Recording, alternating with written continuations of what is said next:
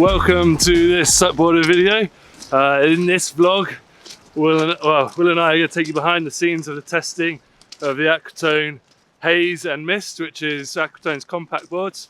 And what we're doing is we're taking them up to a beautiful lake up in the Welsh mountains to test them out and test out the theory that it's pack light and travel far, which is their slogan.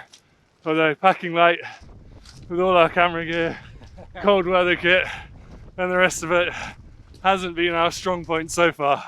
So and unfortunately Harry's really tall and walks really fast, so I'm like scurrying along behind him. And but yeah, hopefully we haven't got too far to walk, but they feel alright at the moment, don't they? They feel alright. We're carrying quite a lot of camera gear, I suppose, so. How does it make you feel starting to see that really impressive ridge line? Oh, excited for getting lots of good footage of it, but quite nervous about climbing up it. It looks pretty high, doesn't it? Yeah. And it's a little bit in the clouds, so we think it's going to be a bit cooler up there. But it's it kind of makes you feel pretty alive, because you get out here and you see these amazing kind of pieces of landscape, and it just makes you really excited to get out and explore. We've made it up to the lake. I think we were planning on going up to the top of the mountain to get the views, but the wind and the weather, it looks like it's turning bad later, so I think we're a bit pressed for time. And yeah, so we've just stayed straight down on the lake. It is pretty windy. We've tried to find the most sheltered spot we can, and hopefully we can get out, get some good shots for the review, test the boards thoroughly, and yeah, have an all-round good time. So we've done a lot of filming of getting the board, the haze ready, which is going to be the main one for the review. I'm not sure if we're going to get out on both boards up here, because it's so much windier than we were expecting. We've come around to the quietest part of the lake with regards to the wind, but there's still some massive gusts coming through, and yeah, I just don't think it's worth us both getting out on the water, especially as it's only about 5 degrees and probably like -2 or 3 with wind chill as well. So yeah, it's pretty tough up here. You was getting dressed to go out on the water. You excited for it? Like, I'm in two minds, because it's obviously an epic location, but it's really cold and really windy. So, you know, it's like I'm having a bit of a love-hate relationship with paddleboarding right now.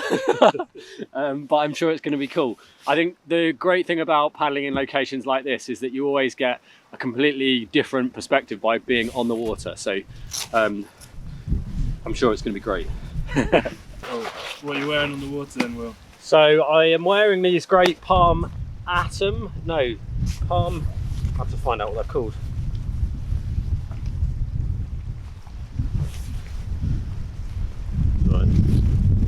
One pair of pants later. Zenith. Got it. So these are waterproof trousers, sort of semi-dry, because they've got neoprene dry cuffs. They don't have feet on them. I don't really like having dry socks, so I've then got these really nice thick, I think they're 7mm Pro Limit boots, which will keep my feet toasty because the water does not look warm. And I'm then gonna kind of layer up with a few different bits and pieces. I'm going to layer up with a few different bits and pieces. I'm going to make sure that I've got dry clothing for my walk down, just in case I do fall in, because I don't want to be staying wet for the rest of the day. I'm going to be putting on a spray top from Palm again, and I'll put a PFD on that we've brought up as well. We've been planning this video for quite a few months now, haven't we? Yeah. And this is the only weekend, so in battling the wind, this is the only weekend we could make it, and the conditions obviously aren't perfect, but it's still great to get out on the water. Well, for Will to get out on the water to test the board in less than ideal conditions, to see how it is in the wind, how it is in a little bit of chop, and how it works. Yeah, absolutely. Yeah. Yeah. It'll be the first person to paddle on this lake, according to SUP. Do you know do you know what it's called, Harry? Linifak. Oh, the place. Yeah, Linifak. Linifok. Linny Van Vac. F's and V's. Linny Van Vac. Anyone who knows how to pronounce that, please put your comment below. Because we don't.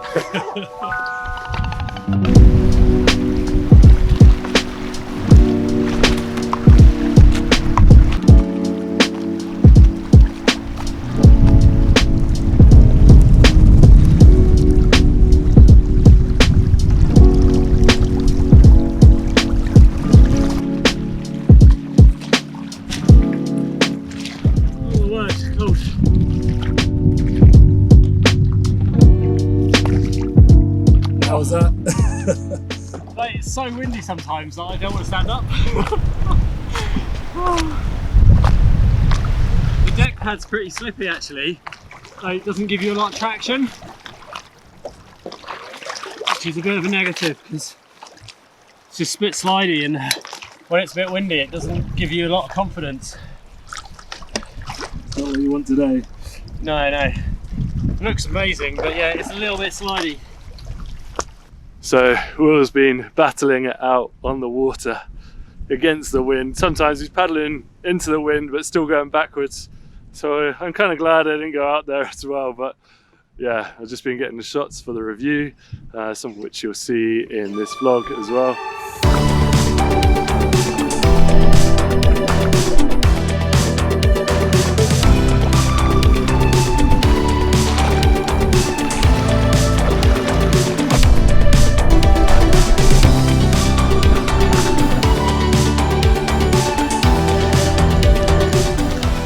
To get these boards out in less than ideal conditions. We can still learn quite a lot when it's windy about how the boards perform.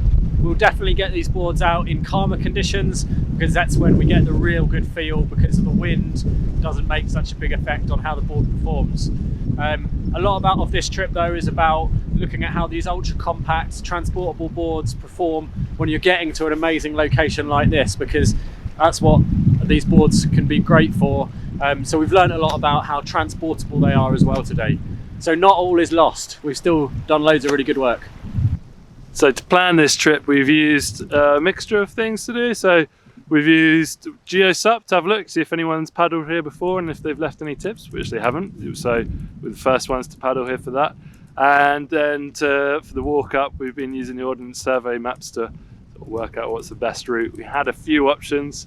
If the weather was better, we would have done a slightly longer route and probably gone up to the summit as well. But with this wind and cold and the rain that's come through, we've just stayed low at the lake. But it is so beautiful, and it's exceeded my expectations of how dramatic it is here compared to what we were expecting. So yeah, all in all, even though I didn't get out on the water, it's still a success.